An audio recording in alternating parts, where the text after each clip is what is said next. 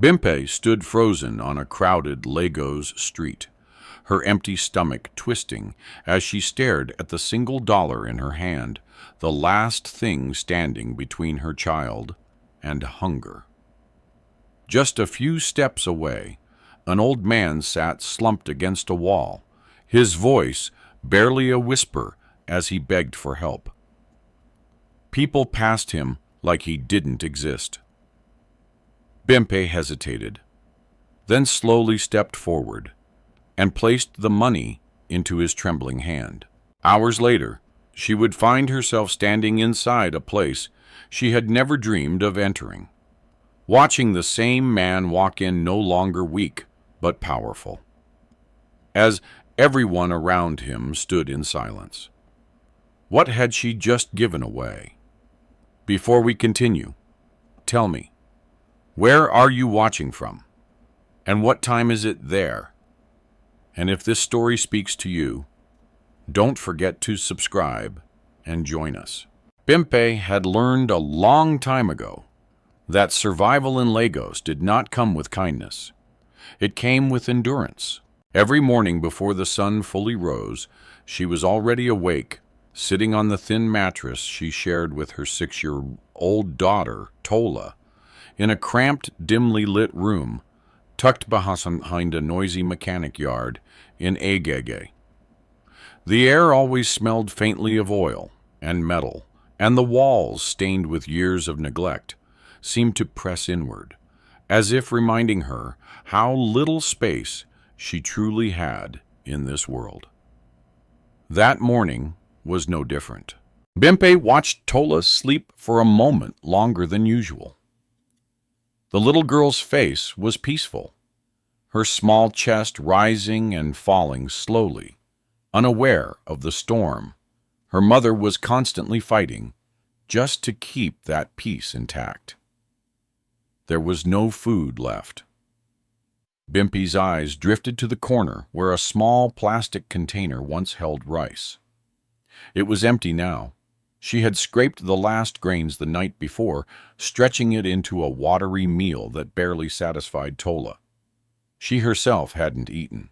Still, she smiled softly. Because mothers like Bimpe did not measure their hunger the same way. She reached into the small cloth purse she kept hidden beneath the mattress and pulled it out. Her fingers trembled slightly as she opened it, not out of surprise, but out of confirmation. $1. That was all. Not enough for rent. Not enough for proper food. Not enough for medicine if anything went wrong. Just enough to remind her how close they were to falling. Mama. Tola's sleepy voice broke the silence. Bimpe turned quickly, forcing warmth into her expression. Good morning, my sunshine. Tola rubbed her eyes and sat up her braided hair, slightly messy from sleep. Are we eating today? The question was simple, but it hit like a stone. Bimpe paused for the briefest second, just enough for the truth to pass through her mind, before she buried it. Of course we are, she said gently, brushing a hand over Tola's hair.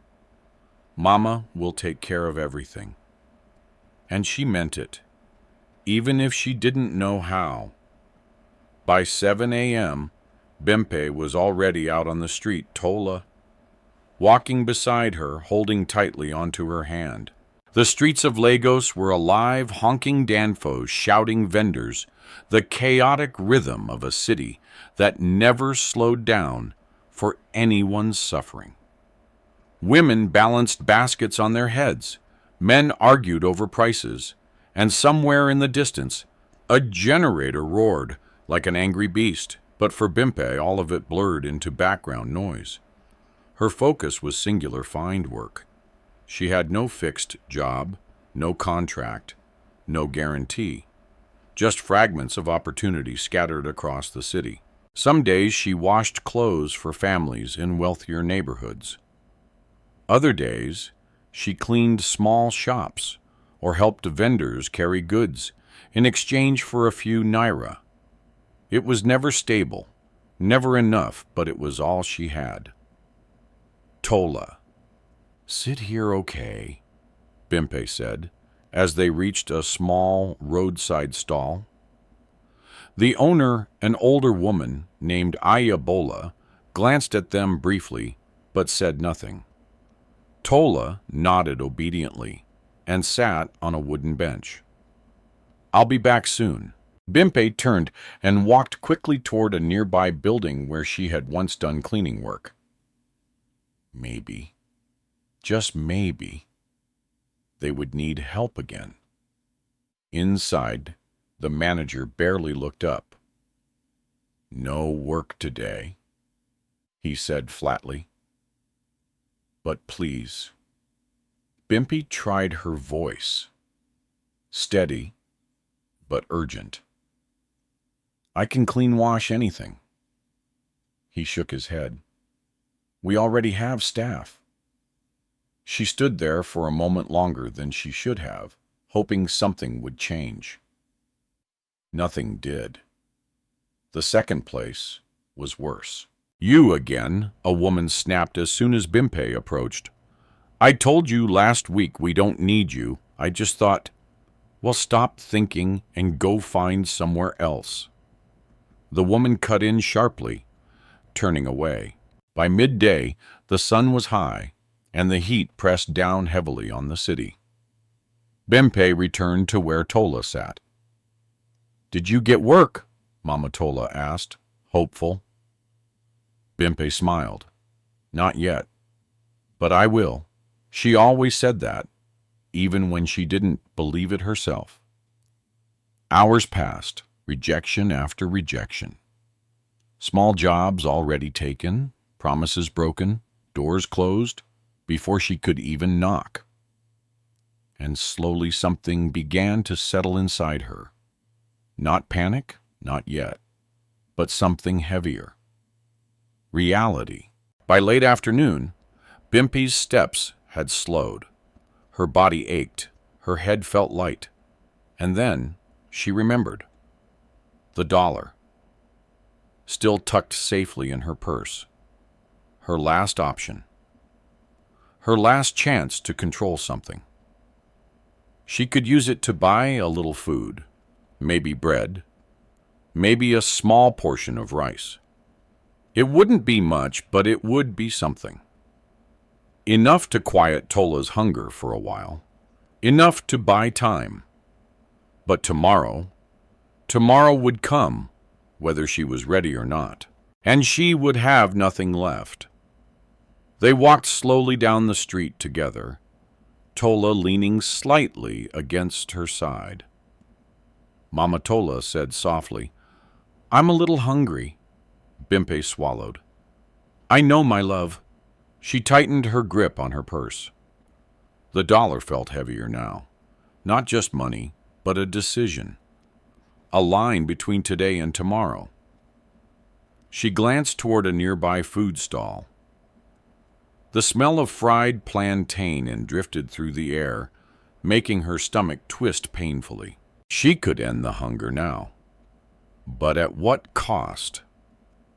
As they continued walking, Bimpe's thoughts grew louder. If she spent it, they would eat tonight, but wake up with nothing. If she kept it, they would suffer now, but maybe survive tomorrow. There was no right answer, only consequences. She stopped walking. Her hand slowly slipped into her purse, her fingers brushing against the worn edge of the dollar bill. This was it, the moment, the choice. Behind her, the city moved on indifferent, relentless. Beside her, Tola waited quietly, trusting her mother completely. And in that quiet space, between need and sacrifice, Bimpe made a decision. She would hold on to the money, for now. But life had a way of testing decisions like that, because just ahead, someone was waiting. The afternoon sun hung heavily over Lagos, turning the air thick and unforgiving. Bimpe could feel the heat pressing against her skin, but it was nothing compared to the weight inside her chest. She had made her decision. She would keep the dollar. For now. It wasn't courage. It wasn't selfishness either. It was survival.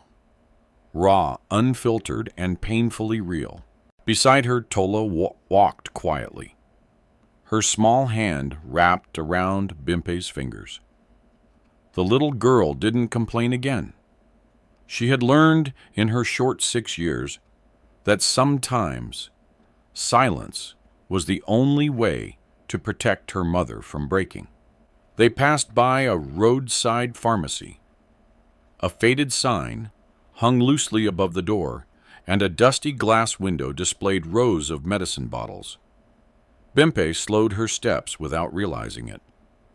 Tola coughed. It was a small sound, but it pierced straight through her. Bimpe turned quickly. "Are you okay?" Tola nodded, though her voice came out weak. "My throat hurts a little." "Mama." Bimpe's eyes flickered toward the pharmacy again. "The dollar. She could buy something. Not much, but maybe enough to ease the pain. A small bottle of syrup. A few tablets." Her fingers tightened instinctively around her purse. "Let's just get home first," she said gently. "You'll be okay." But even as she spoke, doubt crept in. They continued walking, the noise of the city surrounding them. Cars, honking people, shouting life, moving forward, as if nothing else mattered. Bimpe's thoughts, however, were stuck in one place. What if Tola got worse? What if this wasn't just a small cough? What if she was choosing tomorrow over something far more urgent today? The questions came faster, now louder, refusing to be ignored. She stopped again. Tola looked up at her. "Mama." Bimpe forced a smile. "Just tired, my love. Let's sit for a moment."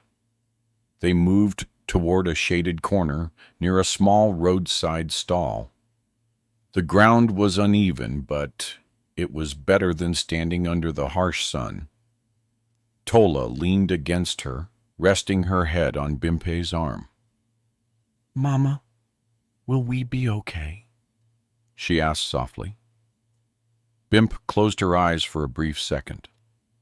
That question again. Not about food, not about medicine, but about something deeper. Stability, safety, hope. "Yes," Bimpe whispered, her voice steady despite everything. "We will be okay." Cause she had to believe it, even when reality suggested otherwise.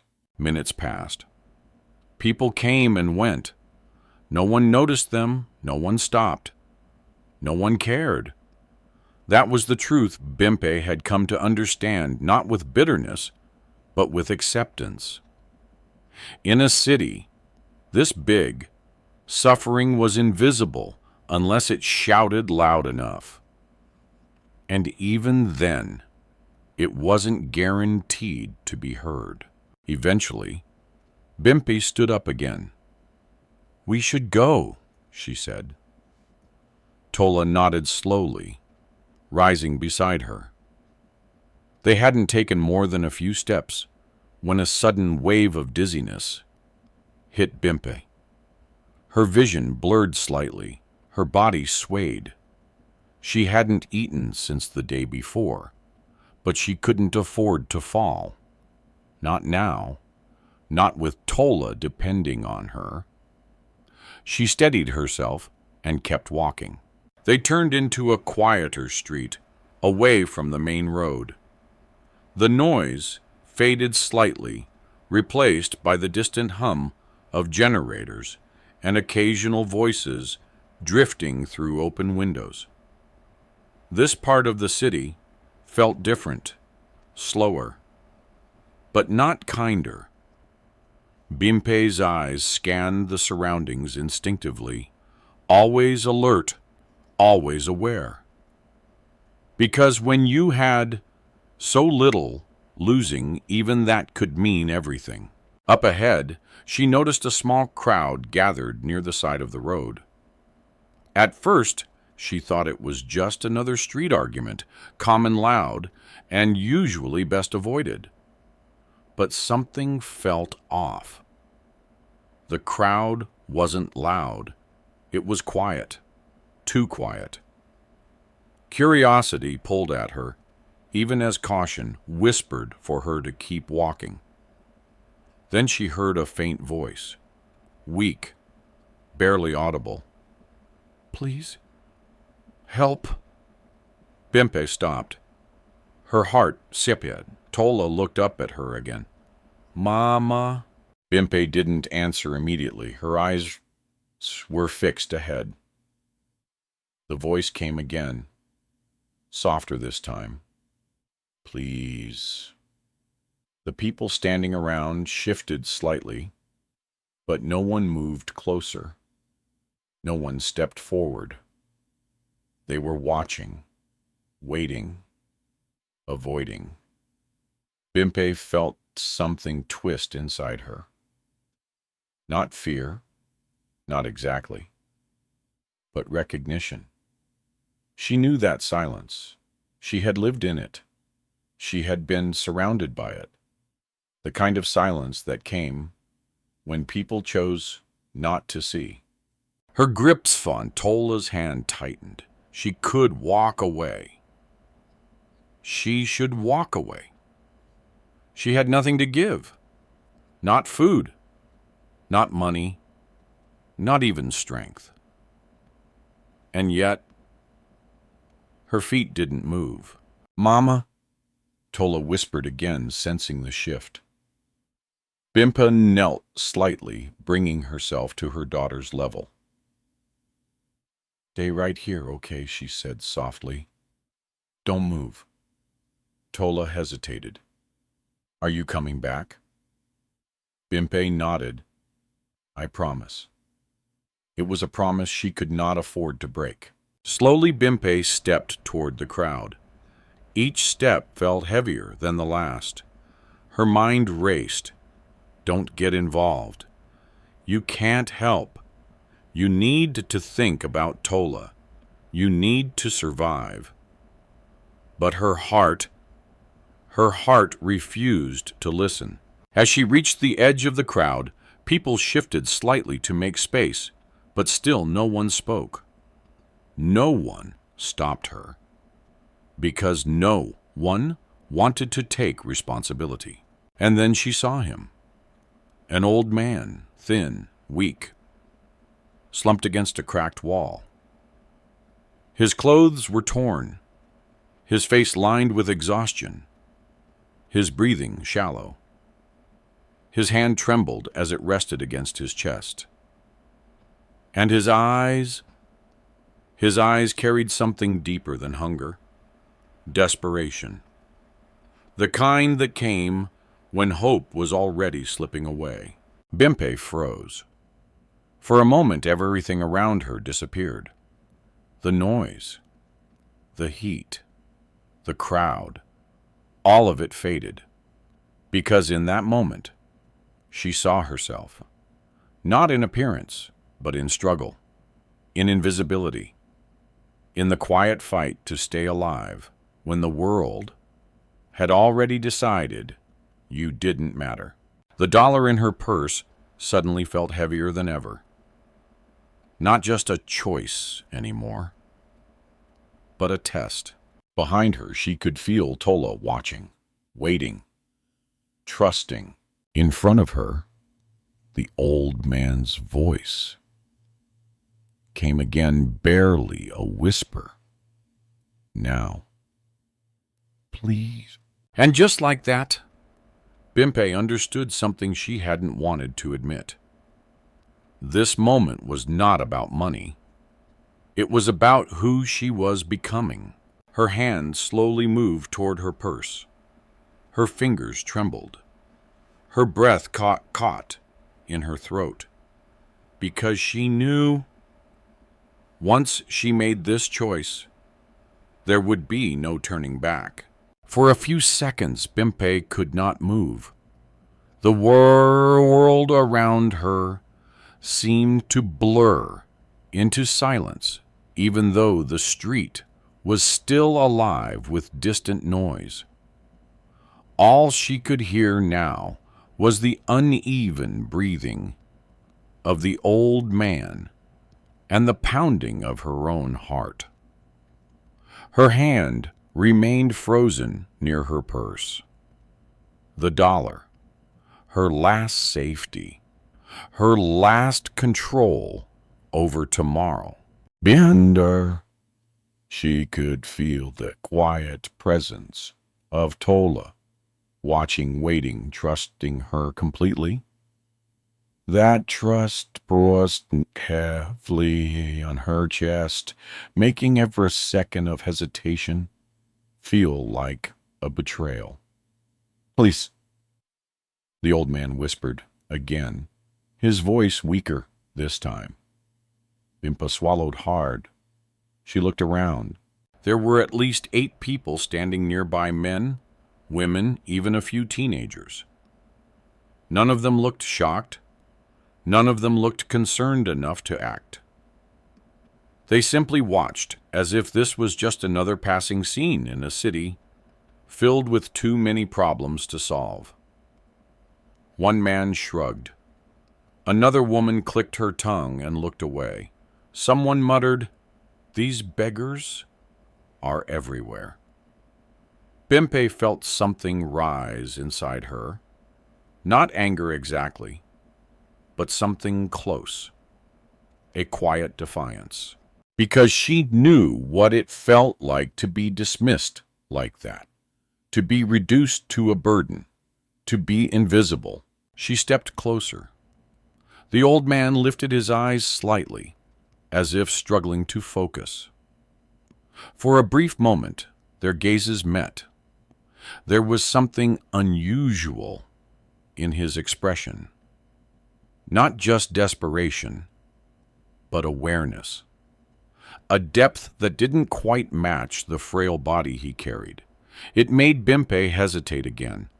Who was he? Why did it feel like he was looking straight through her? "Mama." Tola's voice came softly from behind. Bimpe turned her head slightly. Tola stood where she had left her, small and still clutching the edge of her worn dress. Her eyes were wide, not afraid, but uncertain. "Is he okay?" she asked. Bimpe didn't know how to answer that, because the truth was clear. He wasn't. And neither were they. Her fingers finally moved. Slowly, almost painfully, she reached into her purse and pulled out the crumpled dollar bill. It looked so small, so insignificant, and yet it carried the weight of everything she had left. She stared at it for a moment. Her mind screamed at her to stop. Think about Tola. Think about tonight. Think about tomorrow. But her heart had already made its decision. Bimpe knelt down beside the old man. Up close, he looked even weaker than she had first thought. His lips were dry, his skin drawn tight against his bones. She gently took his trembling hand. It was colder than she expected. Without saying a word, she placed the dollar into his palm. The old man's fingers curled slowly around it. His eyes lifted again to meet hers. For a moment, neither of them spoke. Then, in a voice barely above a whisper, he said, "Why?" The question caught Bimpe off guard. She blinked. "What do you mean, Why would you give when you have nothing? He asked, his gaze steady despite his weak voice. Bimpe hesitated. Because the answer wasn't simple. It wasn't logical. It wasn't even safe. She glanced briefly toward Tola, then back at the man. Because I know what it feels like, she said quietly. The old man studied her face, as if searching for something deeper in her words. And what if you need this more than I do? He asked. Bimpe let out a small breath. I do, she admitted. There was no point pretending otherwise. But that doesn't change the fact that you need it, too. A faint expression passed across the old man's face, something between surprise and something else Bimpe couldn't quite name. Respect, recognition. It was gone as quickly as it appeared. Thank you, he said softly. But the way he said it, it didn't sound like the usual gratitude of someone receiving charity. It sounded heavier, intentional, almost like a promise. Bimpe stood up slowly. Her legs felt weak, but her chest felt lighter. Not because her problems had disappeared. They hadn't. If anything, they had just gotten worse. But something inside her had shifted. A quiet peace, a strange calm in the middle of uncertainty. She turned and walked back to Tola. The little girl looked up at her immediately. Mama, you gave him the money. Bimpe nodded. Tola was quiet for a moment. Does that mean we won't eat today? The question was gentle, careful, but it still carried weight. Bimpe crouched down and pulled Tola into her arms. Maybe not today, she said softly, but we will be okay. Tola didn't fully understand, but she nodded anyway, because she believed her mother. As they began to walk away, Bimpe felt a strange urge to look back. She didn't know why, but something pulled at her. So she turned. The old man was still sitting there, but now he wasn't looking down. He was watching her. Not with desperation, not with weakness, but with something far more unsettling. Clarity. For a brief second, Bimpe felt a chill run through her. It didn't make sense. Nothing about this situation made sense anymore. Then just as quickly, the moment passed. The crowd began to disperse. People moved on, and the street returned to its usual rhythm. Bimpe shook off the feeling and continued walking. There was no time to dwell on it, no space for questions. She had a child to take care of, a night to survive, a tomorrow she wasn't ready for. But as the sun began to set and shadows stretched across the streets of Lagos, Bimpe had no idea that the simple act she had just done, the smallest sacrifice she could make, was about to unravel everything she thought she knew about her life. Because somewhere behind her, the old man slowly rose to his feet. And for the first time, he didn't look weak at all. Bimpe did not look back again. She couldn't afford to. Every step forward now carried the weight of what she had just done. The dollar was gone. The only thing she had left was time, and even that felt uncertain. The sky above Lagos had begun to shift into a dull orange. The kind that came just before night swallowed everything. Shadows stretched across the uneven roads, and the noise of the city softened into something slower, heavier. Beside her, Tola walked quietly. too quietly. Bimpe noticed it after a while. Usually, even in hunger, Tola would hum softly or ask small questions. But now, she simply walked her head, slightly lowered her steps slower than before. Tola. Bimpe called gently. The little girl looked up. Yes, Mama. Are you tired? Tola hesitated, then nodded. A little. Bimpe crouched down in front of her. Tired, Mommy, or hungry? Tola gave a small, shy smile. Both. The honesty stung more than any complaint ever could. Bimpe swallowed hard and pulled her into a hug. I'm sorry, she whispered. But Tola shook her head quickly.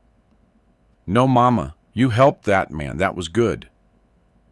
Bimpe froze for a moment. Good.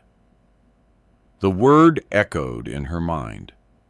Because right now, good didn't feel practical. It didn't feel safe. It didn't fill empty stomachs. But hearing it from Tola made something inside her soften again. They reached their street just as the last light of day began to fade. The mechanic yard was quieter now. Most of the workers had left, and only a few scattered tools lay around, forgotten for the night. Bimpe slowed her steps. Something felt off. Her eyes scanned the area instinctively.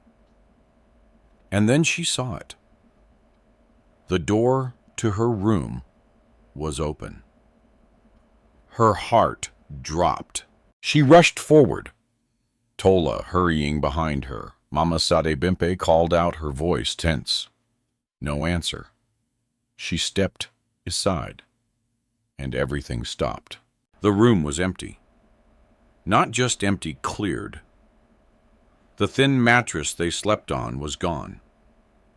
The small plastic container, the few clothes they owned, even the old cooking pot in the corner, everything had disappeared. For a moment, Bimpe couldn't breathe.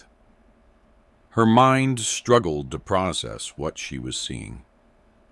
No, no, no, she whispered, stepping further inside, as if things might magically reappear. Behind her, Tola stood frozen. Mama, where are our things? Bimpe turned slowly. Her throat tightened. I don't know. But deep down she did. A sharp voice cut through the silence. You're back. Bimpe turned toward the doorway. Mama Sade stood there, arms crossed, her expression hard and unapologetic. What? What happened? Bimpe asked, though her voice already carried the answer. You didn't pay rent, Mama Sade said flatly. I told you this morning. No money, no room. But my things are safe, Mama Sade interrupted. For now. You can get them when you pay what you owe. Bimpe stared at her. You took everything. Mama Sade shrugged. That's how it works. Tola stepped closer to Bimpe, gripping her dress. Mama, are we leaving? The question was soft, but it carried fear, real fear. Bimpe knelt down quickly, holding her daughter's shoulders. It's okay, she said, forcing calm into her voice. We'll figure something out. But even as she spoke, her mind was racing. Where would they go? Who could she turn to? There was no family nearby, no friends she could rely on. Lagos was full of people, but that didn't mean it offered connection. Mama Sade, please. Bimpe tried again, turning back. Just give me a little time. I'll find work tomorrow. I'll pay you. Mama Sade shook her head. I've heard that before. I mean it. This time. You always do. There was no anger in Mama Sod's tone, just indifference. And somehow that hurt more.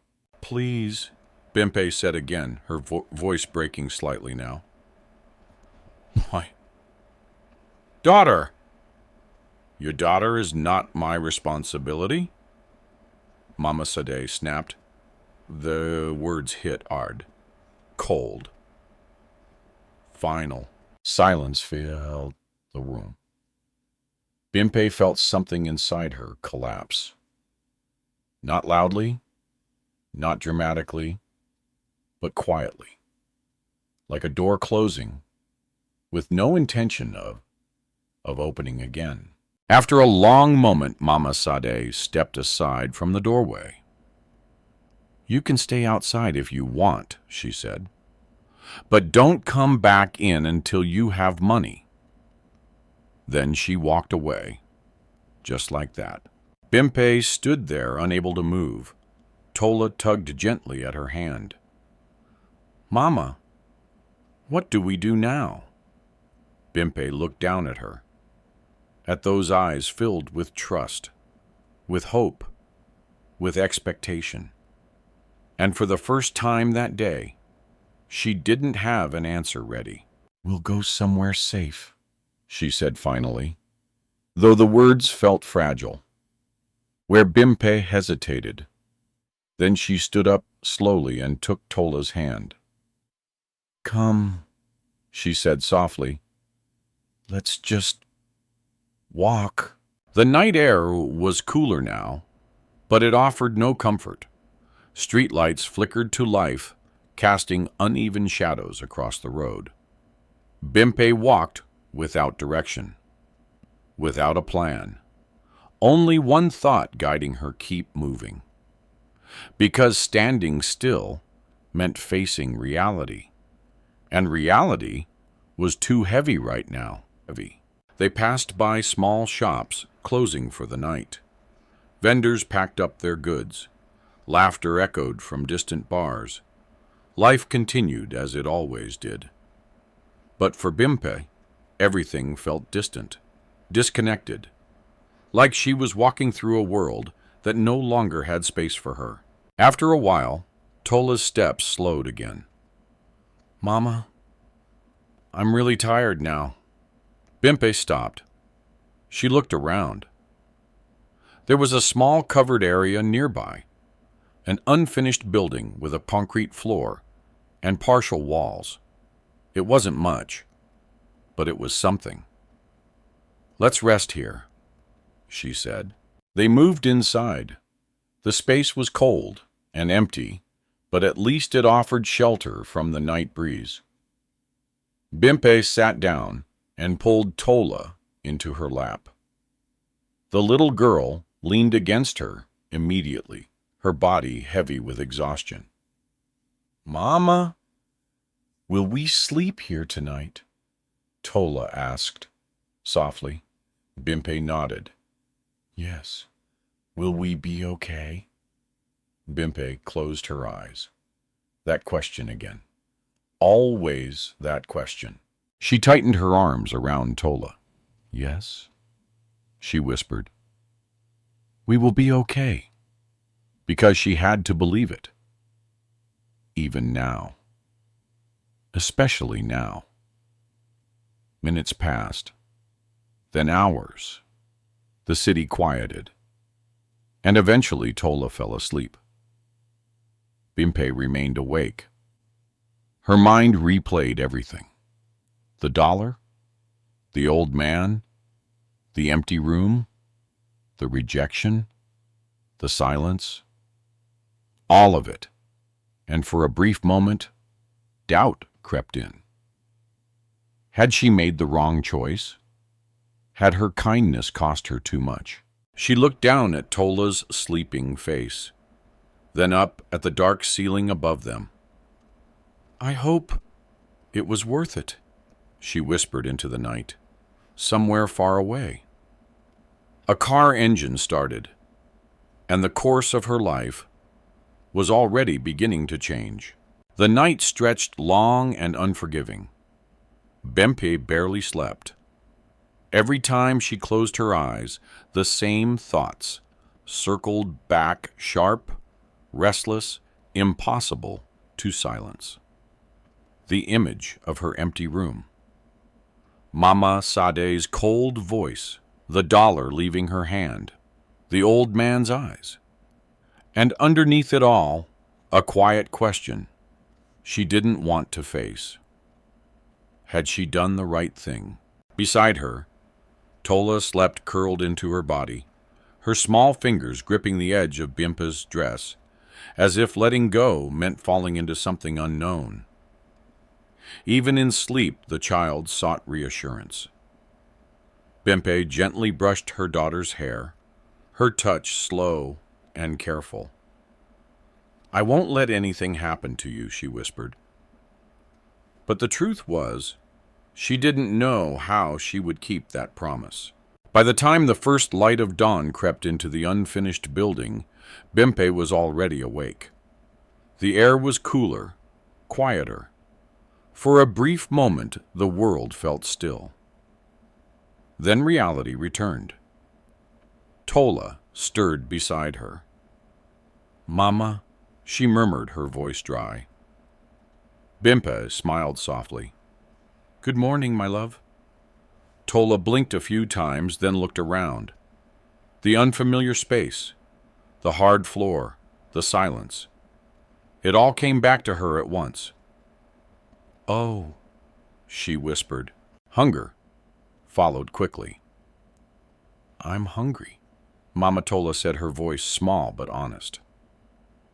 Bimpe felt the word land heavily inside her. She had nothing, not even a lie strong enough to cover the truth. "I know," she said quietly. Tola nodded as if she expected that answer. There was no complaint, just acceptance, and somehow that made it harder. Bimpe stood up slowly, her body stiff from the cold floor. "Let's go," she said, offering her hand. Tola took it without hesitation. "Where are we going?" "To find something," Bimpe replied. She didn't say what, because she didn't know. The streets were just beginning to wake up again. Vendors arranged their goods. Buses revved their engines. The city stretched into another day, ready or not. Bimpe walked with purpose, even if that purpose was built on uncertainty. She had to find work. Anything, everything depended on it. They stopped first at a small food stall. The smell of fresh akara filled the air. Tola's eyes lingered. Bimpe noticed. She turned to the woman behind the stall. "Please," she said, her voice careful. "Do you need help this morning? I can clean, wash, carry anything." The woman looked her up and down, then shook her head. "No space." Bimpe nodded. "Thank you." She turned away before the silence could stretch any longer. The second place was a small shop.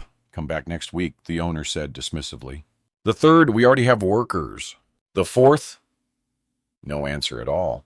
By mid-morning, the pattern had become clear. Again, rejection. Again, closed doors. Again, nothing. Tola's steps grew slower with each passing hour. Her energy was fading. "Mama," she said softly, tugging at Bimpe's hand. Bimpe stopped immediately. "Yes, I feel dizzy." The words sent a sharp wave of fear through her. Bimpe knelt quickly, holding her daughter's face. "Tola, look at me." Tola tried, but her eyes struggled to stay focused. "I'm okay," she whispered weakly. But she wasn't. Bimpe's mind raced. Food, water, something, anything. She looked around desperately. People passed. No one stopped. No one noticed. Then she did something she had avoided for so long. Something she never thought she would do. She stepped closer to a passerby. Excuse me, she said, her voice hesitant. Please, my child. She hasn't eaten. Can you... The man didn't even slow down. He walked past her, as if she hadn't spoken. Bimpe tried again. Another person, please. A woman waved her off impatiently. Not today. The third person avoided her completely. With each rejection, something inside Bimpe tightened. Not just desperation, but something deeper. Humiliation. She stepped back, pulling Tola closer to her. I'm sorry, she whispered, though she wasn't sure who she was apologizing to anymore. Tola leaned into her. It's okay, Mama, she said softly. Even now, even here. She was trying to comfort her. Bimpe closed her eyes for a moment, just a moment, because if she didn't, she might break. When she opened them again, something had changed. Not outside, but inside her. A quiet resolve, a stubborn refusal to give up. We're not done, she said firmly, more to herself than anyone else. Tola looked up at her. We're not? Bimpe shook her head. No. They kept walking, step by step, street by street, until a black car pulled up nearby, smooth, silent, out of place. Bimpe barely noticed at first. Cars like that didn't belong to her world. They belonged to people who never had to ask for help. People who never had to choose between today and tomorrow. But the car didn't move, it stayed. And then the door opened. A man stepped out, tall, well-dressed, composed. He looked directly at Bimpe. Not past her, not through her, at her. For a moment she felt something strange. Recognition. But that didn't make sense. She had never seen him before. Had she? The man began walking toward her, slowly, deliberately. Bimpe instinctively tightened her hold on Tola. Her body shifted slightly, protective, cautious. The man stopped a few steps away. Up close, his presence felt different, not threatening, but powerful, controlled. Are you Bimpe? He asked. Her heart skipped. Yes. How do you know my name? The man studied her for a brief second. Then he spoke calmly. My name is Kunla. He paused. As in, I work for someone who would like to see you. Bimpe frowned slightly. See me why? Kunli didn't answer immediately. Instead, he glanced briefly at Tola, then back at Bimpe. Because he said carefully, your life is about to change. Bimpe's breath caught, not because she believed him, but because something in his tone felt certain. And suddenly, the memory of the old man's eyes returned. Clear, sharp, unsettling. Bimpe swallowed. Her instincts told her to walk away, to protect what little control she had left. But another voice inside her whispered something else. What if this is the moment? She looked down at Tola, then back at Kunli, where she asked quietly. Kunli gave a small nod, then gestured toward the car. And just like that, Bimpe stood at the edge of something she could not yet understand. A step forward could change everything, or destroy what little she had left. And for the first time since giving away that $1, she realized something.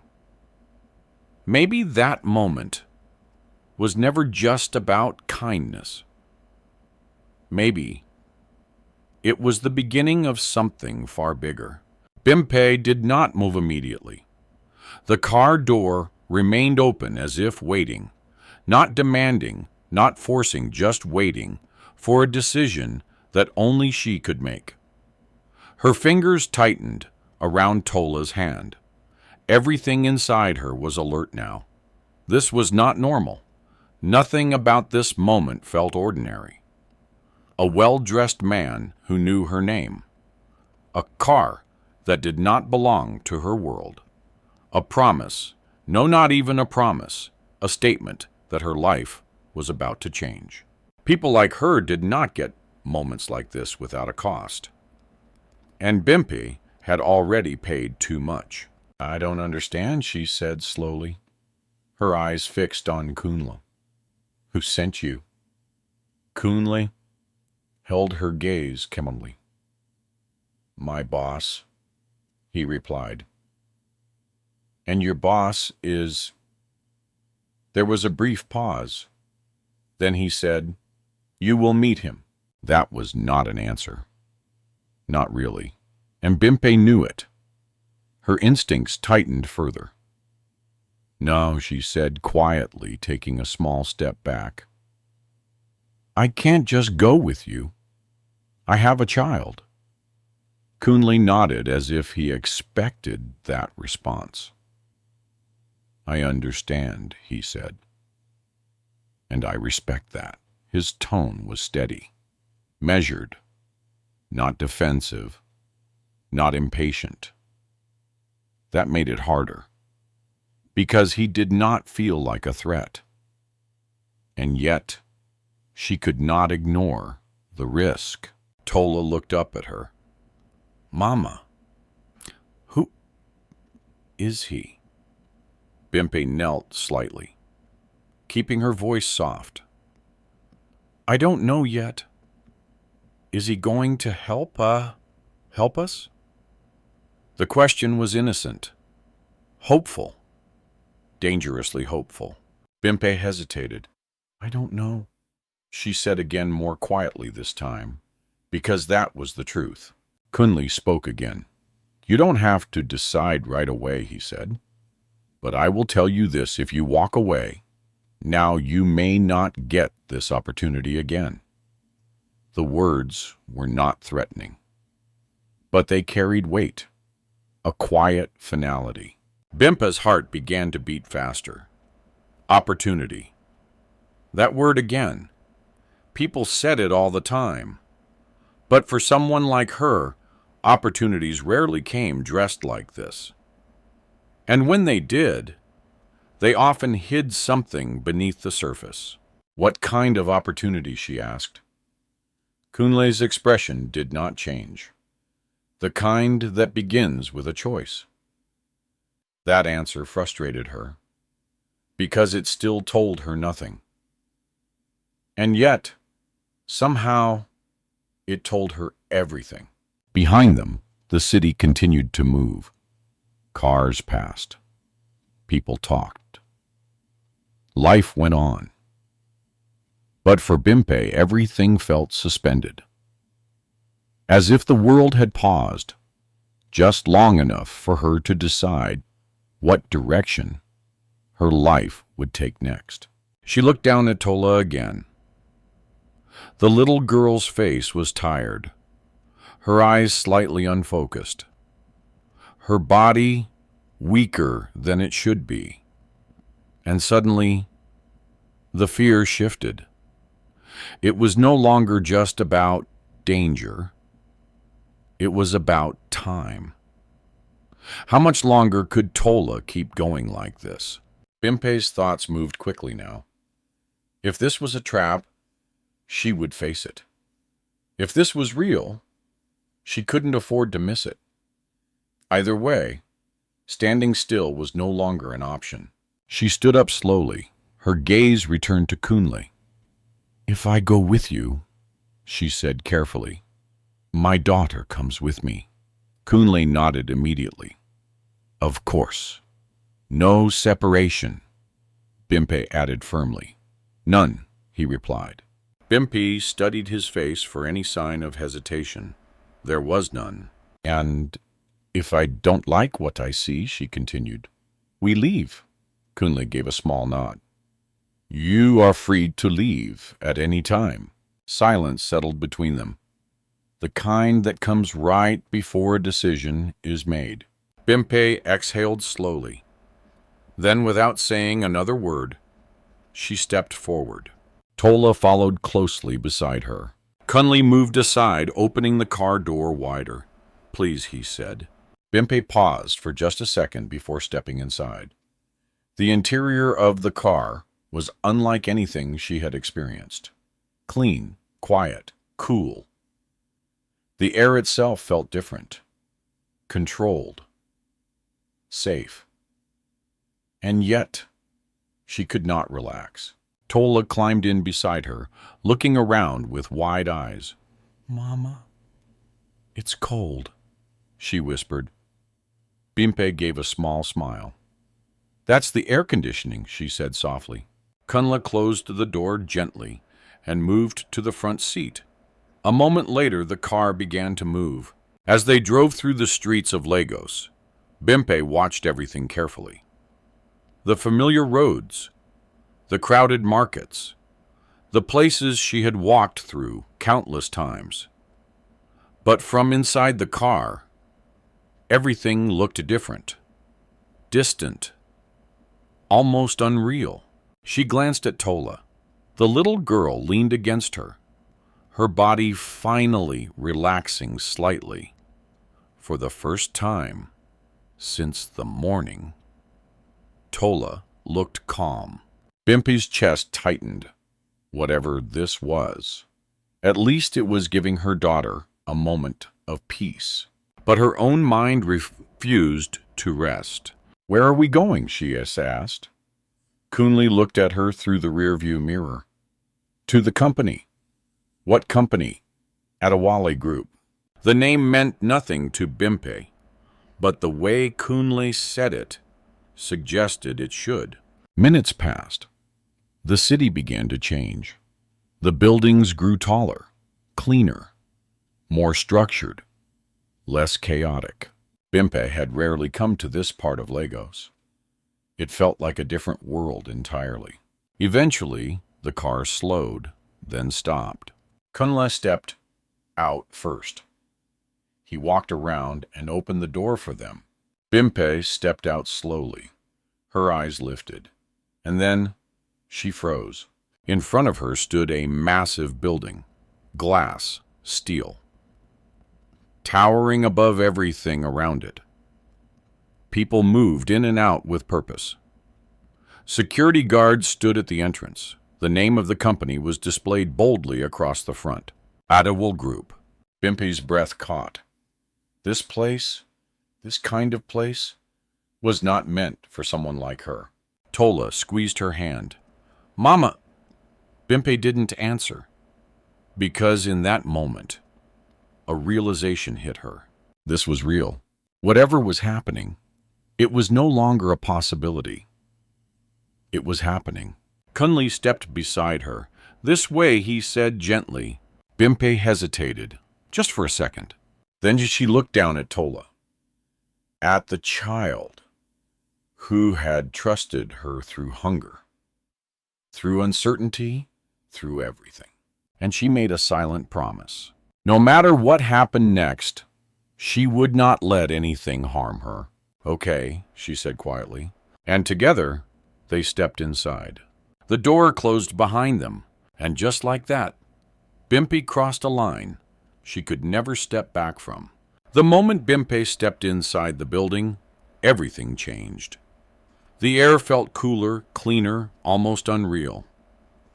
The polished marble floor reflected the ceiling lights so clearly that for a second she felt like she might slip.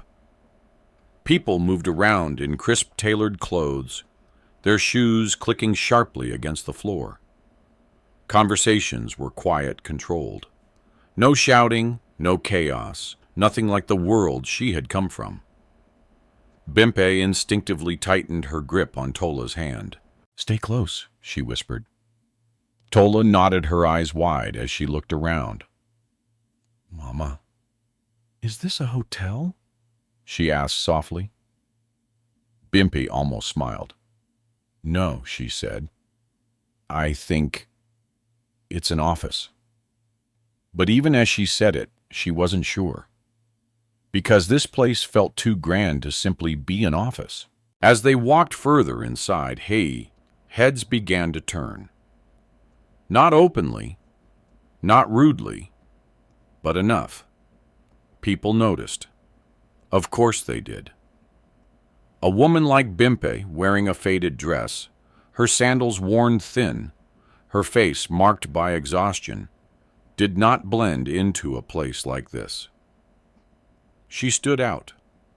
And so did Tola, the child's small figure, her tired eyes, her simple clothes. They didn't belong here, and everyone could see it. Bimpe felt the weight of those glances, not loud, not aggressive, but present. Always present. Kunli walked ahead with calm confidence, as if nothing was unusual. As if this was normal. As if Bimpe and Tola were expected. That alone made her uneasy. They approached the reception desk. A young woman looked up, her expression professional, but briefly flickering with surprise. "Good morning, sir," she said to Kunle. Then her eyes shifted to Bimpe. The pause was subtle, but Bimpe felt it. Kunle spoke before the moment could stretch. "They're with me." The receptionist nodded quickly. "Of course, sir." She picked up the phone, murmured something quietly, then hung up. "You can proceed to the executive floor." Executive. The word echoed in Bimpe's mind. They moved toward the elevators. Tall, reflective doors that opened silently as they approached. Inside, everything gleamed. Clean lines, soft lighting. No noise. Bimpe hesitated for just a fraction of a second before stepping in. The doors closed behind them. As the elevator began to rise, Bimpe felt a strange sensation in her stomach, not just from the movement, but from everything happening around her. This was too much. Too fast. Too unfamiliar. Tola leaned closer to her. "Mama, are we in trouble?" she whispered. Bimpe shook her head quickly. "No," she said softly. "We're not in trouble." But she wasn't entirely sure. The elevator stopped. The doors opened. The floor they stepped into was quieter than the rest of the building, more private, more controlled, fewer people. Those who were there moved with a different kind of confidence, measured, deliberate, important. Kunla led them down a wide hallway lined with glass walls. Inside the rooms, people sat around large tables discussing things Bimpe couldn't understand. Numbers, charts, decisions that probably affected lives like hers. At the end of the hallway stood a large door, dark wood, simple, but commanding. Kunle stopped. He turned to Bimpe. "This is where you will wait," he said. Bimpe's heart began to beat faster. Wait for what? Kunle held her gaze. For him. The words landed heavily. Bimpe nodded slowly. She didn't ask more questions, because something told her the answers were about to come, whether she was ready or not. Kunle opened the door. Inside was a large office. Spacious, minimal. Everything placed with intention. "Please sit," Kunle said, gesturing toward a couch. Bimpe guided Tola to sit beside her. The couch was soft, so soft that it felt unfamiliar. Tola shifted slightly, almost unsure how to sit on something so different. Bimpe's eyes moved around the room. The wide windows, the city stretching out below, the quiet power of the space. This was not just an office.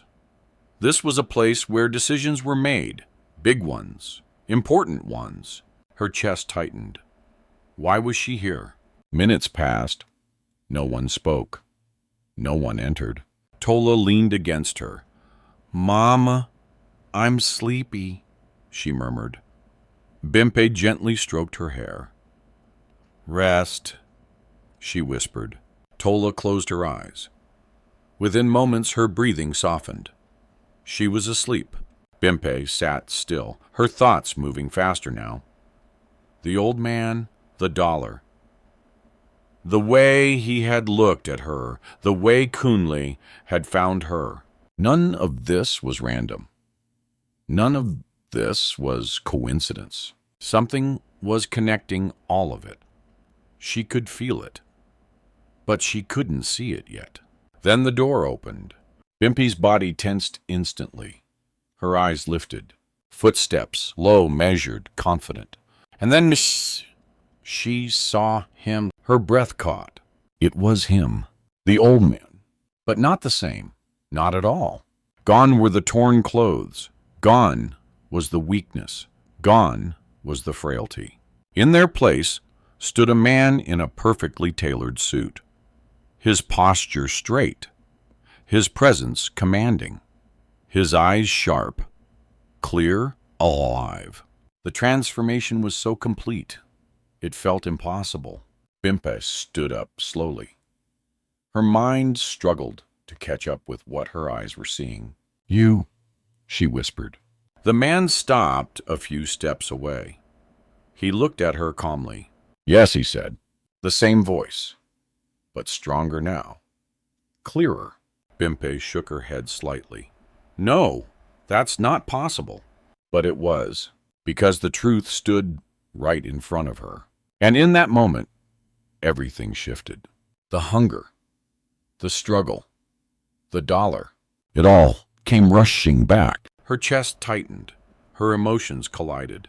Confusion, shock, anger. "Oh, you were lying," she said, her voice trembling. The man didn't respond immediately.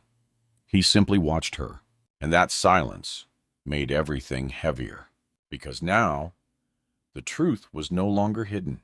And whatever came next would change everything. The room fell into a silence so thick it almost felt physical. Bimpe stood there, her chest rising and falling slowly. Her eyes locked on the man in front of her, the same man she had seen just hours ago, weak and broken on the street. Now, standing tall, composed and undeniably powerful. Nothing about him matched the memory she held. Nothing except his eyes. Those same eyes that had looked at her with unsettling clarity. Now, they looked back at her without apology. "You," Bimpe said again, her voice unsteady. "You were the one on the street." The man gave a small nod. "Yes?" Her fingers curled slightly at her sides. "You asked me for help." "Yes. And you looked like you were dying." A pause. Then calmly, "I needed to see who would stop." The words landed like a slap. Bimpe blinked. "What?" The man took a slow step forward, his presence filling the room without force. "I needed to see who would stop," he repeated. "Who would give, even when they had nothing." Bimpe stared at him. Her mind struggled to process it. This was a test. She asked, her voice rising slightly. The man did not flinch. Yes. Something inside her snapped. A quiet breaking point that had been building all day. "So all of this." She gestured around the room, her voice trembling. "Now this place. Your people. Your car. It's all because of that." "It began there," he said. Bimpe let out a breath that sounded almost like a laugh, but there was no humor in it. "You let me believe you were suffering," she said. "You watched me struggle, and you turned it into a test." Her voice cracked on the last word. The man remained still. "I did not make you struggle," he said evenly. "Your life was already hard before I appeared." "That doesn't make it right," Bimpe shot back. Her hands trembled now, not from fear, but from something deeper. Hurt. For a moment the room held that tension. Two worlds colliding. Two truths standing face to face. Behind her, Tola stirred slightly on the couch, still asleep, unaware of the storm unfolding just a few steps away. Bimpe's voice lowered. "But you knew," she said quietly. "You saw it. You saw that I had nothing, and you still asked me for more." The man's expression shifted just slightly. Not guilt, but something close. "I did not ask," he said after a pause. "I waited." Bimpe shook her head. "That's worse." Silence again. For the first time, the man seemed to consider her words more deeply. He walked slowly to the window, looking out over the city below. When he spoke again, his voice was softer. "My name is Chief Adewale," he said. The name hung in the air. Bimpe didn't recognize it immediately, but something in the way he said it suggested it carried weight. "I built everything you see here," he continued, "from nothing." He turned slightly, glancing back at her. "I know what it means to be hungry, to be ignored, to be invisible." Bimpe crossed her arms tightly. "Then you should know better," she said.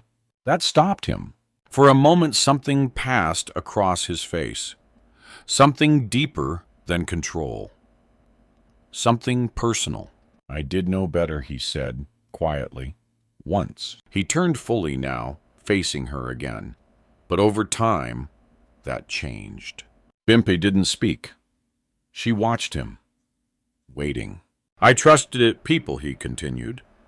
"I gave opportunities. I helped those who claimed they needed it."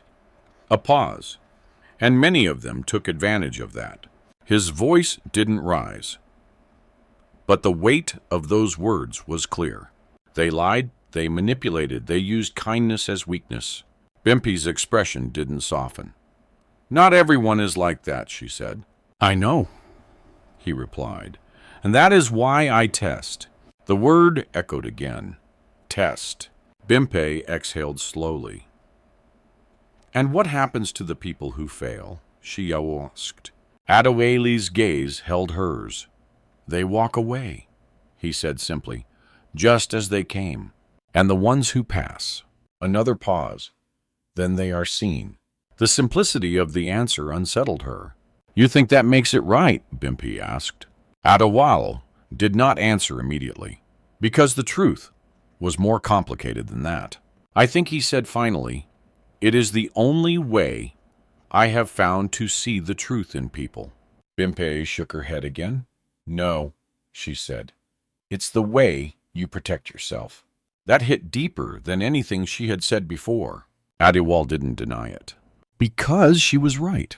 The silence that followed was different now. Not tense, not angry, but heavy with understanding neither of them had expected. Bimpe's shoulders lowered slightly. Her anger didn't disappear, but it shifted into something more grounded. "I didn't help you because I wanted something," she said quietly. "I helped you because you needed help." Adewale nodded once. "I know. And I didn't expect anything in return." "I know that too." "Then why am I here?" she asked. That question lingered, longer this time. Adewale stepped closer again, not imposing, just present. Because he said slowly, "You are the first person in a very long time who reminded me of who I used to be." The words were not dramatic, but they carried something real, something unguarded. Bimpe felt it, even if she didn't fully trust it. "And what does that mean for me?" she asked.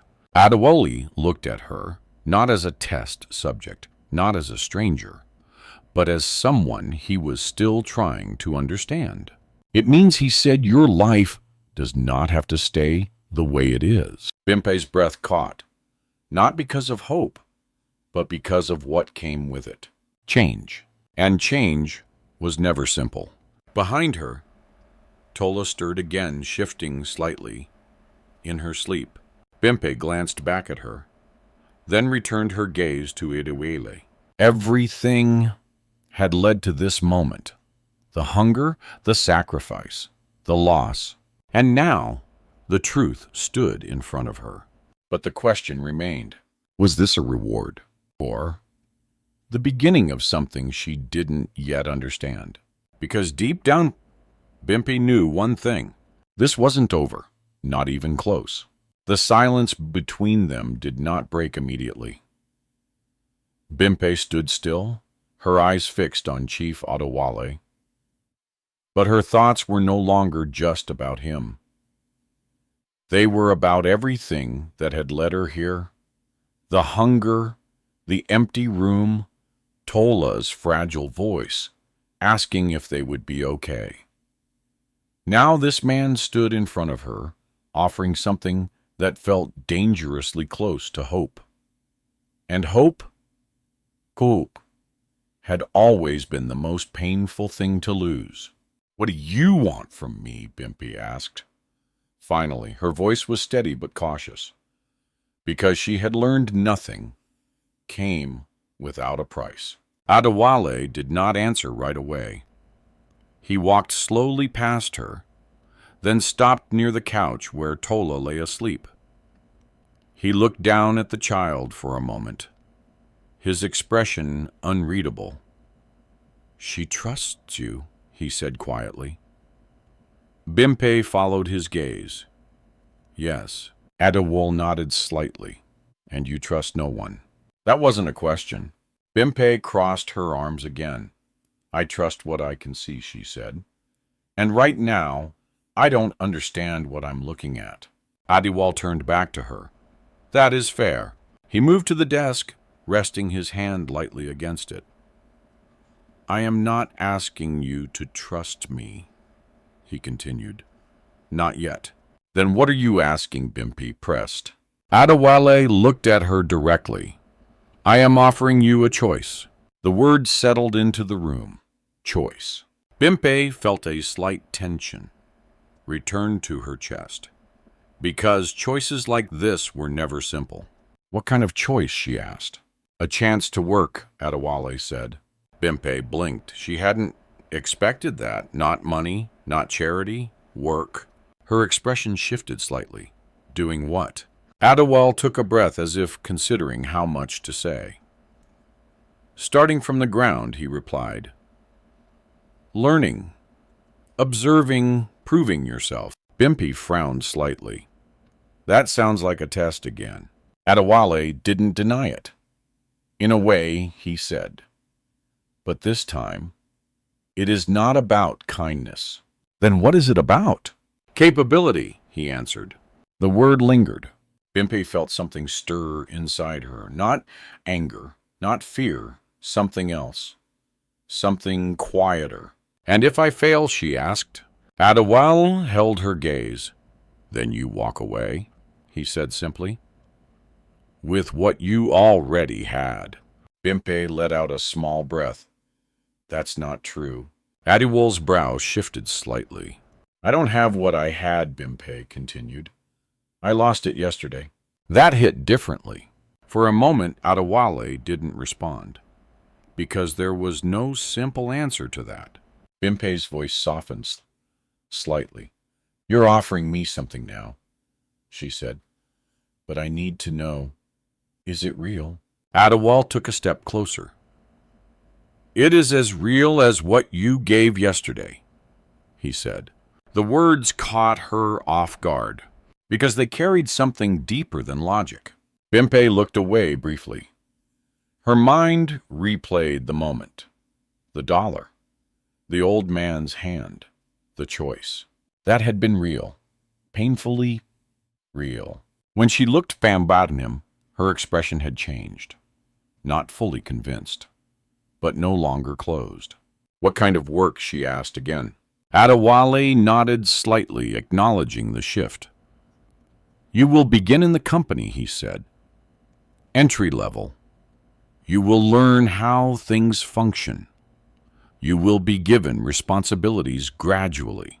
Bimpe listened carefully. No promises of wealth, no shortcuts, just work. And my daughter? She asked immediately. Adewale glanced at Tola again. She will be taken care of, he said. Bimpe's eyes sharpened. That's not enough. Adewale met her gaze. She will be safe, he clarified. Fed, educated, protected. Bimpe hesitated. Because those words, they meant everything. And I can see her, she asked. Adewale nodded. At any time. The room fell quiet again. This was it. The moment where everything shifted. Bimpe's mind raced. This could change everything. Food, shelter, a future for Tola. But something still held her back. Why me? She asked softly. Adewale didn't answer immediately. Because the truth was not simple. Because you gave when you had nothing. He said finally. Bimpe shook her head slightly. That's not enough. Adewale's expression didn't change. It is enough for me, he said. Silence again. Bimpe walked slowly to the window. She looked out at the city. The same city that had ignored her, rejected her, pushed her to the edge. And now, that same city looked different. From this height. From this place. But she knew something important. The view didn't change the truth. She turned back. If I accept this, she said carefully, I do it my way. Adewale listened. I don't want favors, she continued. I don't want special treatment. I don't want people looking at me like I don't belong. Adewale nodded slowly. That will not be your decision. To control, he said honestly. Bimpe's jaw tightened slightly.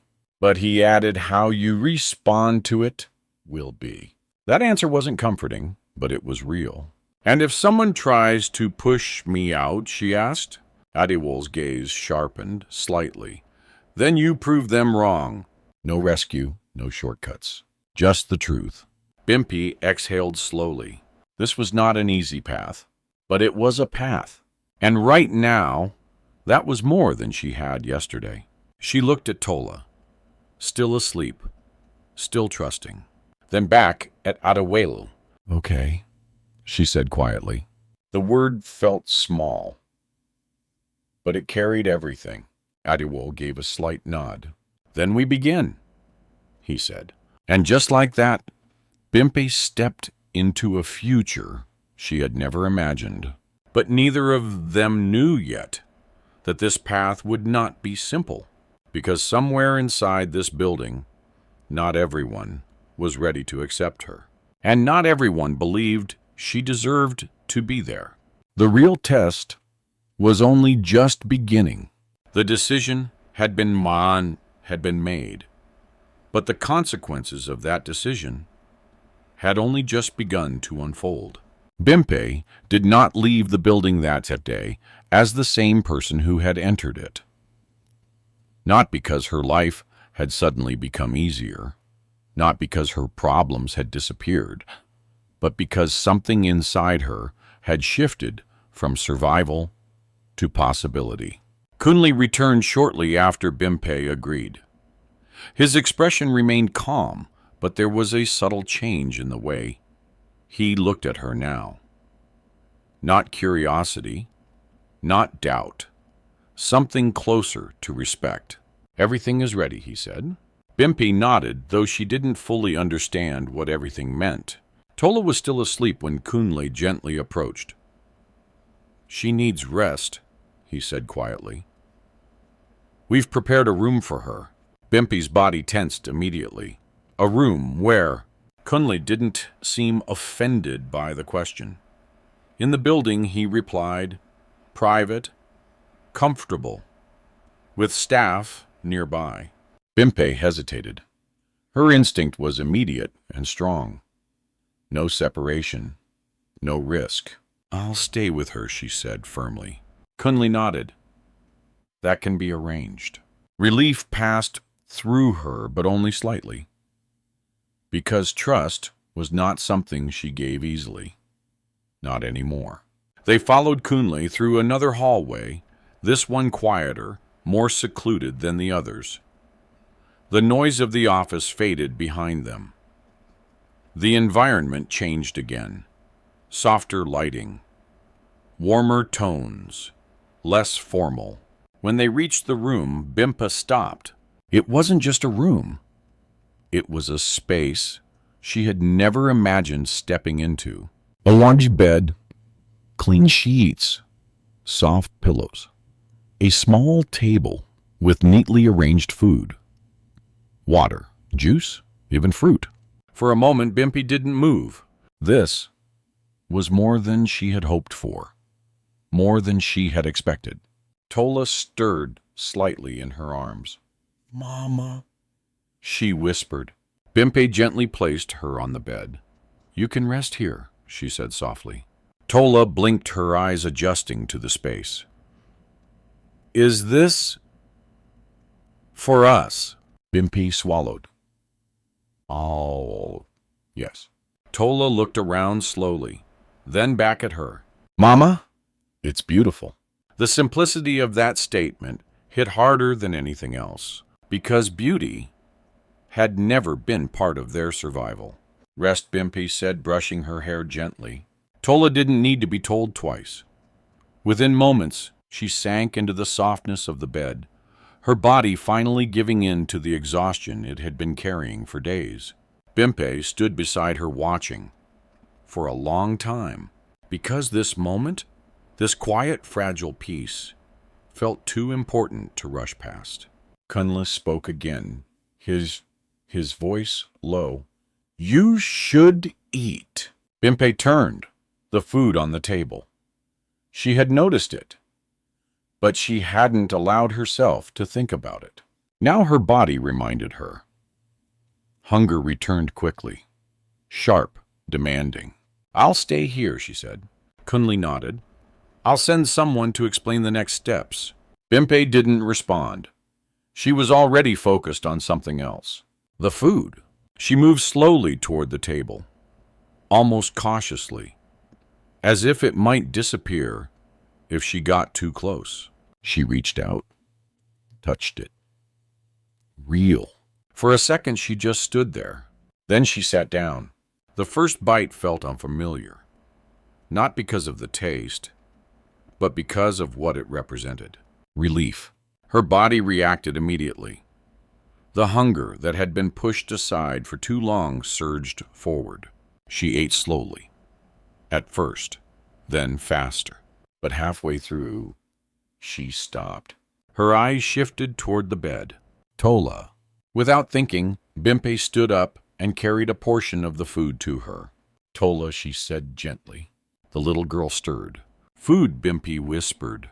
Tola's eyes opened slowly, then widened. "Really?" Bimpe smiled. "Yeah." Tola sat up immediately. And in that moment, the hunger, the struggle, the fear, it all became visible in the simplest way. A child eating. Bimpe watched her closely. Every bite, every small expression. And something inside her broke again. Not from pain, but from release. Tears filled her eyes before she could stop them. She turned away slightly. But it didn't matter, because Tola noticed. "Mama, why are you crying?"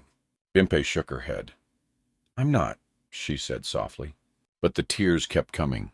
Because this moment was something she hadn't allowed herself to imagine. Not just food, but safety, even if it was temporary. Even if it came with uncertainty. It was real. After a while, Tola finished eating. Her energy returned slowly. Her body relaxed. Bimpe helped her lie back down. Sleep, she said gently. Tola nodded. But before closing her eyes, she asked one more question. Mama, is this our new home? The question lingered. Bimpe hesitated. 'Cause the answer was not simple. I don't know yet, she said quietly. Tola accepted it, because she always did.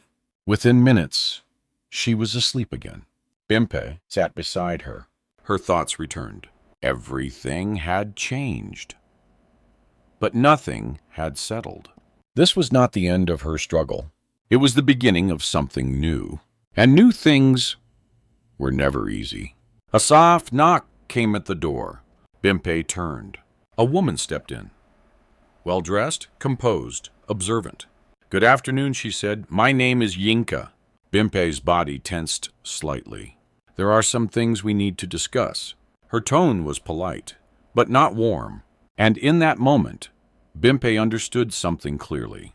Not everyone here was going to welcome her. And whatever opportunity she had been given, it would not come without resistance. The comfort of this room was only temporary. Because outside this space, a different reality was waiting. And it was not going to be easy.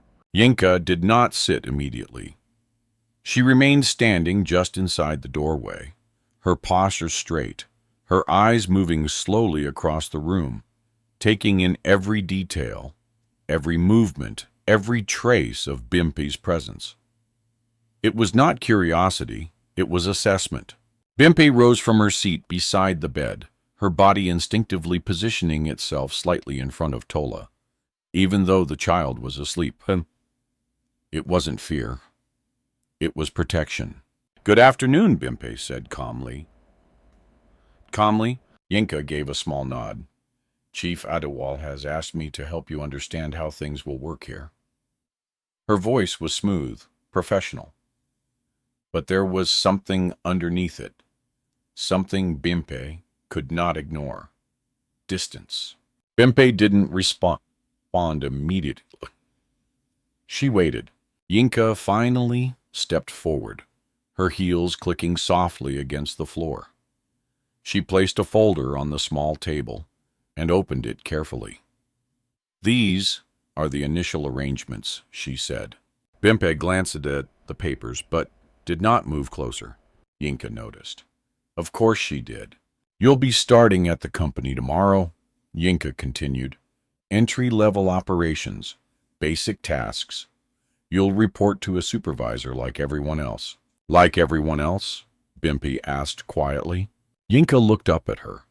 There was a flicker of something in her eyes, brief, almost invisible. Yes, she said.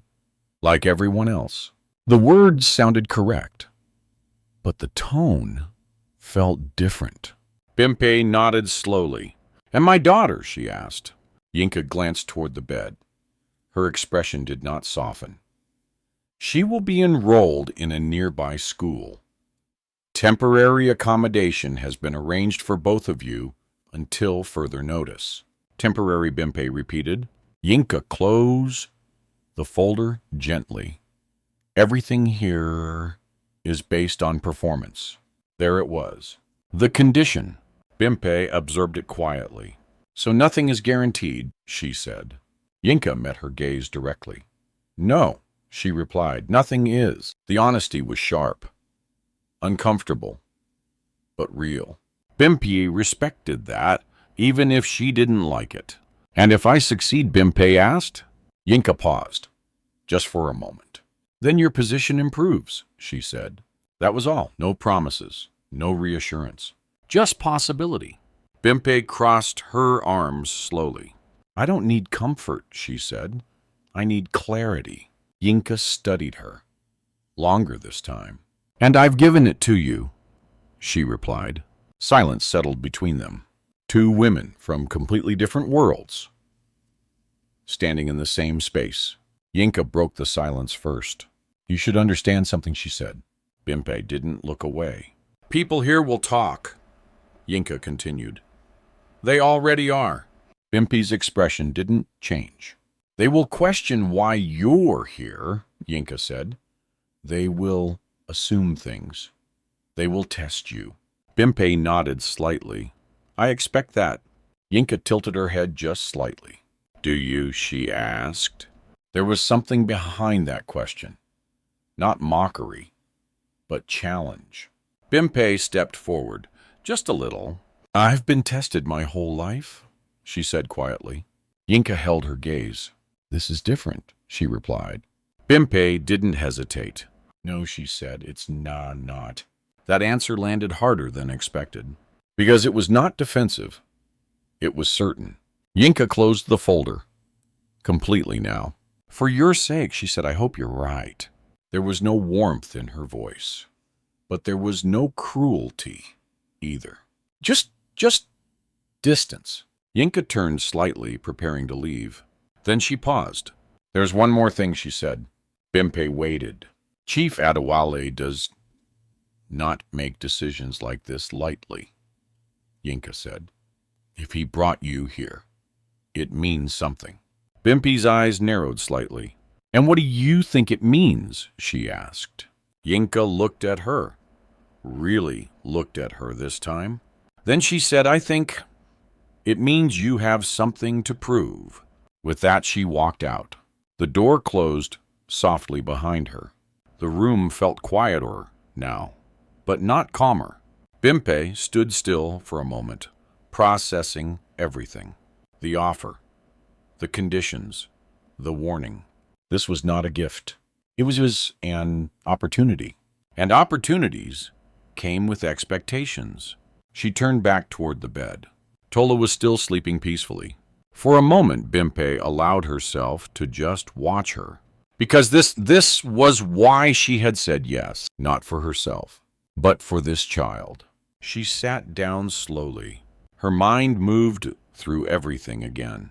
Tomorrow, a new environment, new people, new rules, and beneath it all, a quiet truth.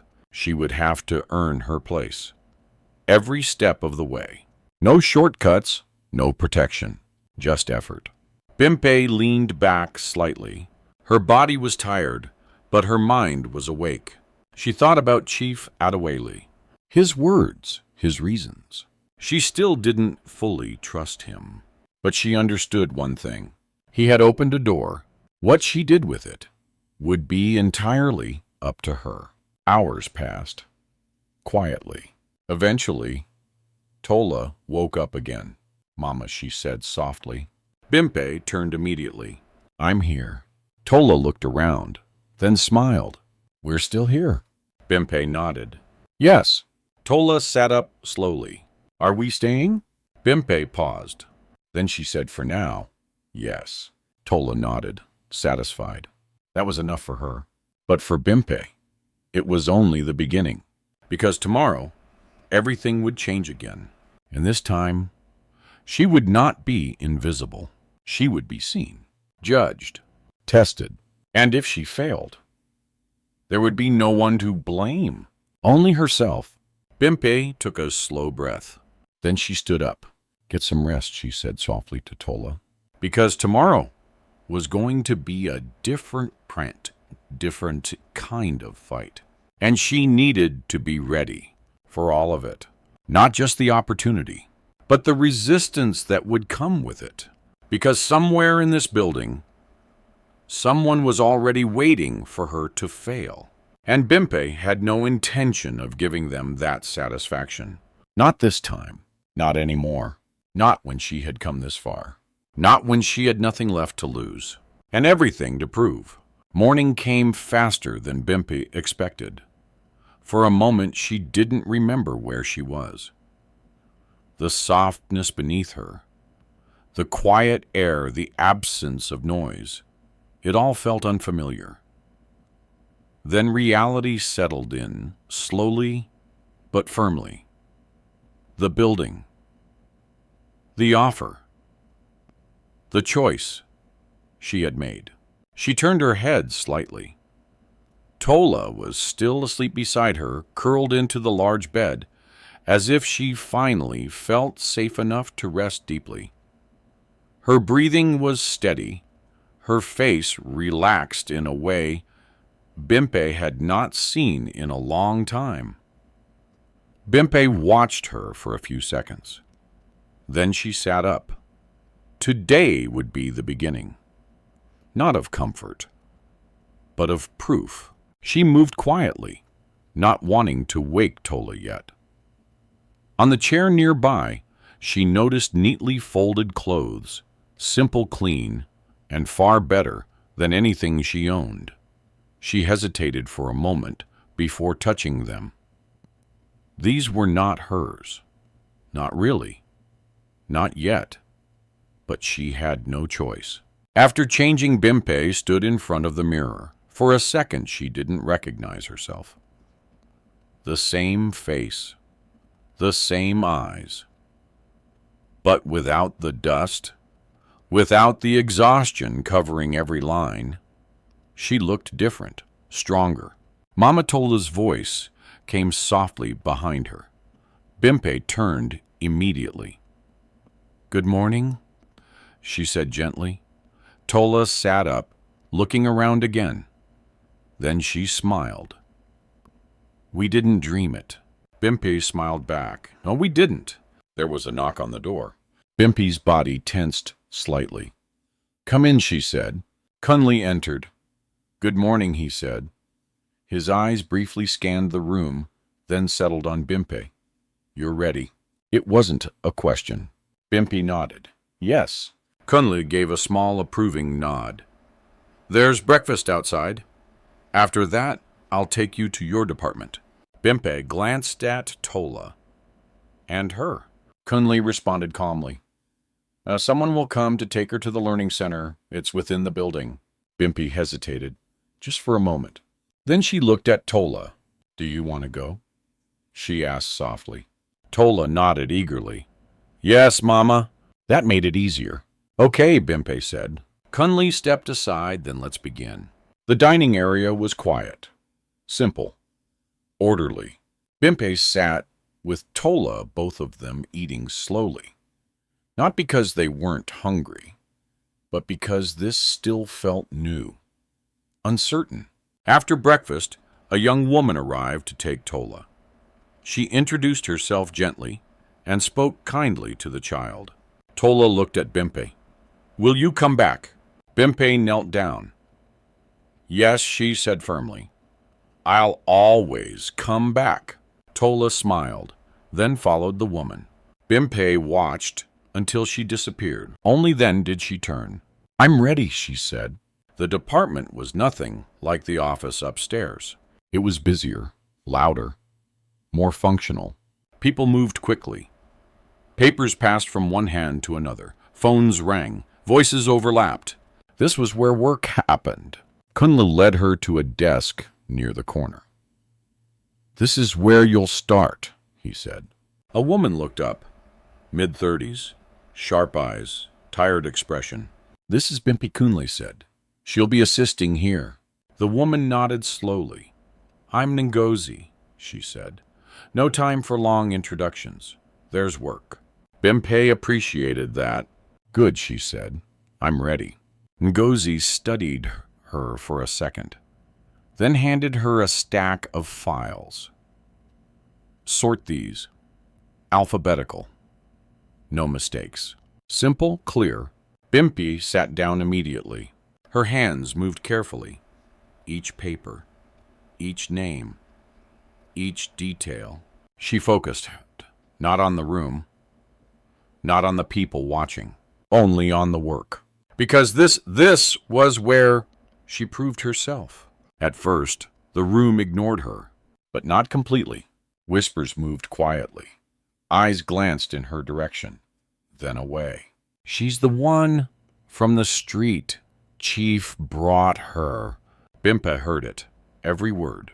But she didn't react, because reacting would give them something. And she had nothing to give, only results. Hours passed. The files were sorted. perfectly. Ngozi checked them, silently, carefully. Then she nodded. Good. Just one word. But it mattered. More work followed. Filing, organizing, running small tasks. Nothing glamorous, nothing impressive. But Bimpe did everything with precision, with care, with quiet determination, because she understood something clearly. This was not about being noticed.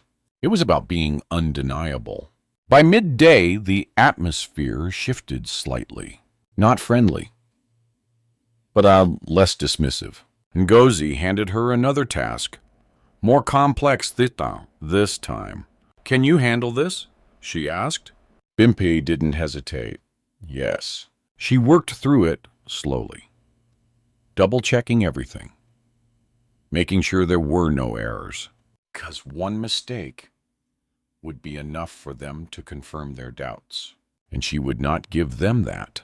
Across the room, Yinka stood watching. She said nothing, but her eyes missed nothing. Every movement, every decision, every detail. She observed Bimpe like someone waiting for something. A mistake, a weakness, a reason. But it didn't come. Not today. By the end of the day, Bimpe's body was exhausted. But her work was done. Correct. Complete. Ngozi approached her. You work hard, she said. Bimpe nodded. I have to. Ngozi held her gaze for a moment, then said, keep it that way. As Bimpe stood to leave, she felt it. The shift. Not acceptance, but recognition. And that was enough. Outside the department, Kunle was waiting. How was your first day? He asked. Bimpe thought for a moment. Real, she said. Kunle smiled slightly. That's a good start. They walked back together. But as Bimpe moved through the hallway, she felt something else. A presence. Watching. Waiting. Not everyone had spoken. Not everyone had shown themselves. And not everyone wanted her here. Back in the room, Mulla ran to her. Mama! Bimpe smiled. She lifted her into her arms. How was your day? She asked. Tola beamed. I learned letters. Bimpe laughed softly. For the first time that day, she felt something light. But deep down, she knew the truth. This was only the beginning. Because somewhere, someone was still watching, still waiting. And sooner or later, they would act. And when they did, this would no longer be about simple work. It would be something else entirely. Something harder. Something deeper. Something that would test not just her effort, but who she really was. The second morning did not feel like the first. There was no wonder in Bimpe's steps now, no hesitation in the way she moved through the polished halls of the building. The softness of the bed, the quiet safety of the room, the steady rhythm of having food, those things had already begun to settle into the background. What remained was pressure. Not loud, not obvious, but constant. Bimpe arrived at her desk earlier than everyone else. She didn't do it to impress anyone. She did it because she knew something most people in that room didn't understand. She could not afford to fall behind, not even once. The office slowly came alive. People entered. Chairs shifted. Voices rose, and with them, the tension returned. Bimpe felt it in the way conversations paused when she walked past, in the way eyes lingered just a second longer than necessary, in the way some people didn't speak to her at all. But today, something was different. The whispers were louder, less careful. I heard she didn't even finish school.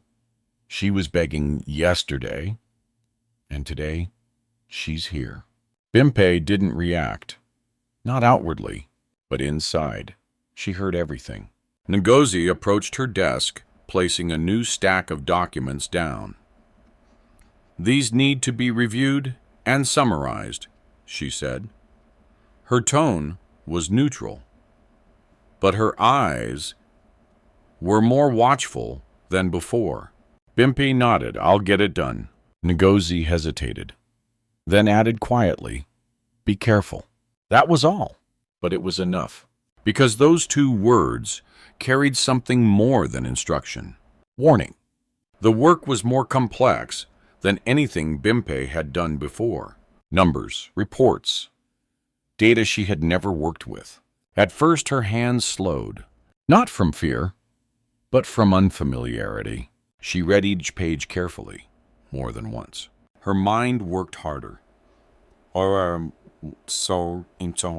But she didn't stop, because stopping was not an option. Across the room, Yinka watched again, but this time she wasn't alone.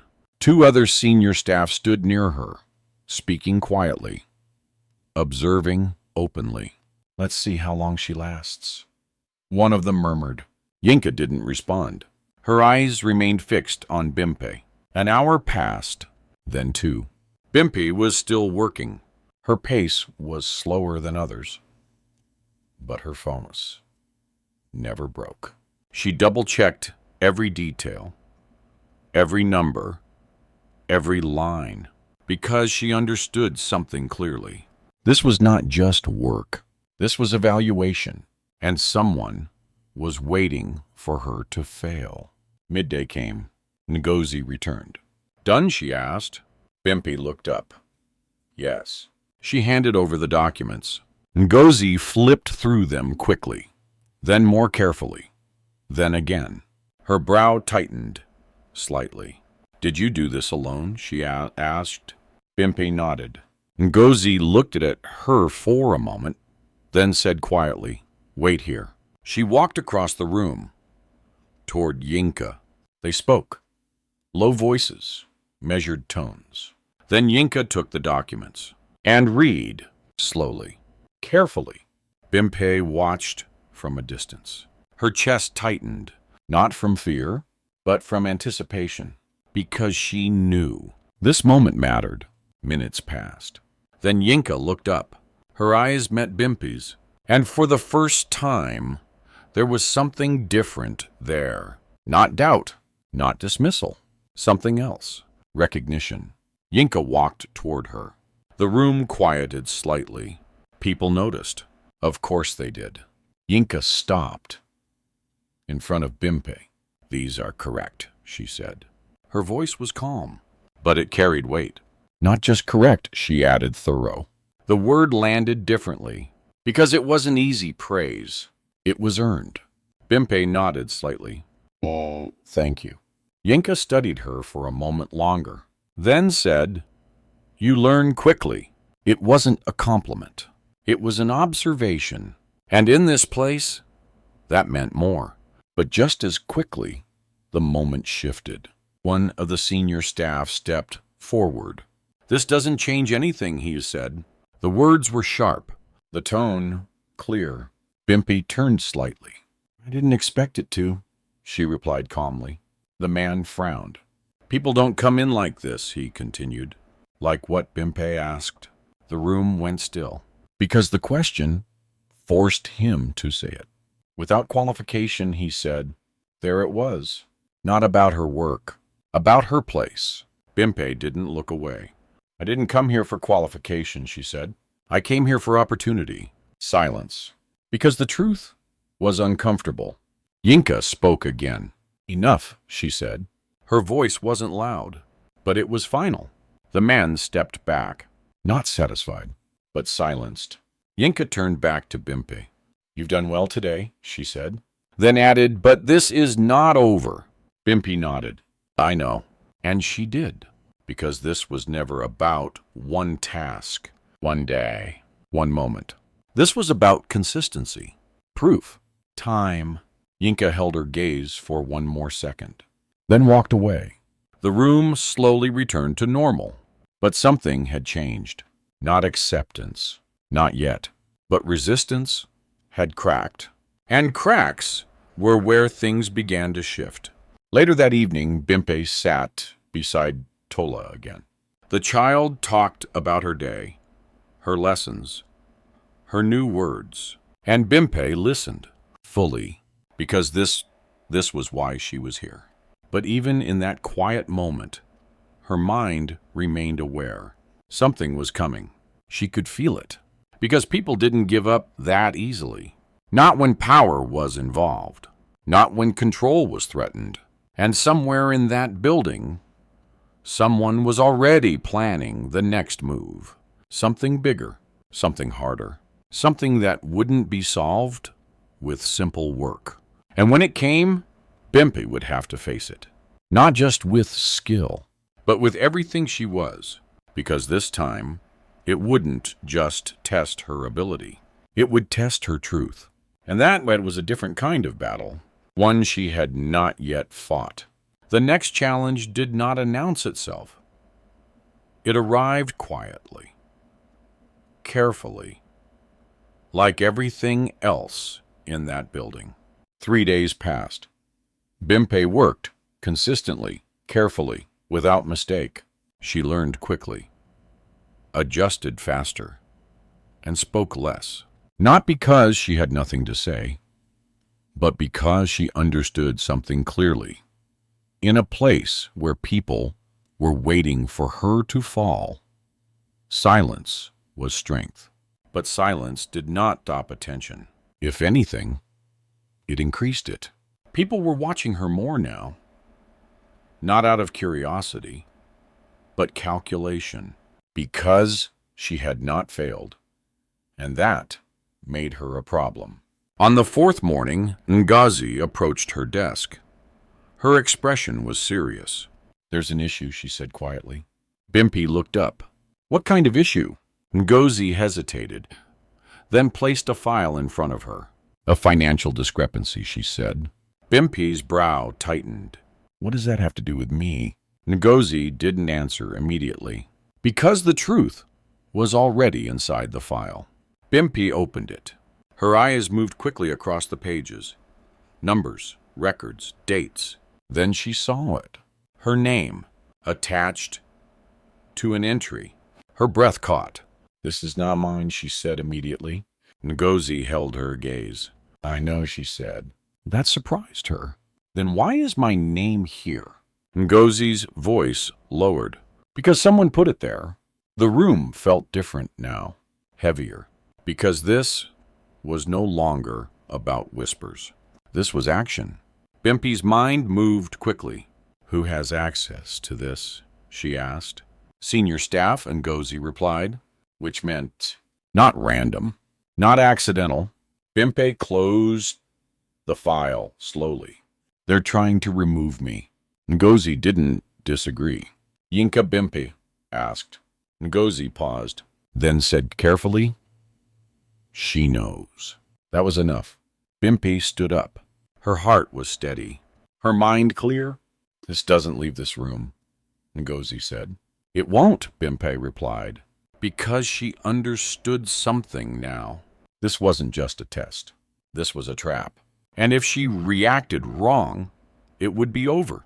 Hours passed. Bimpe worked as usual.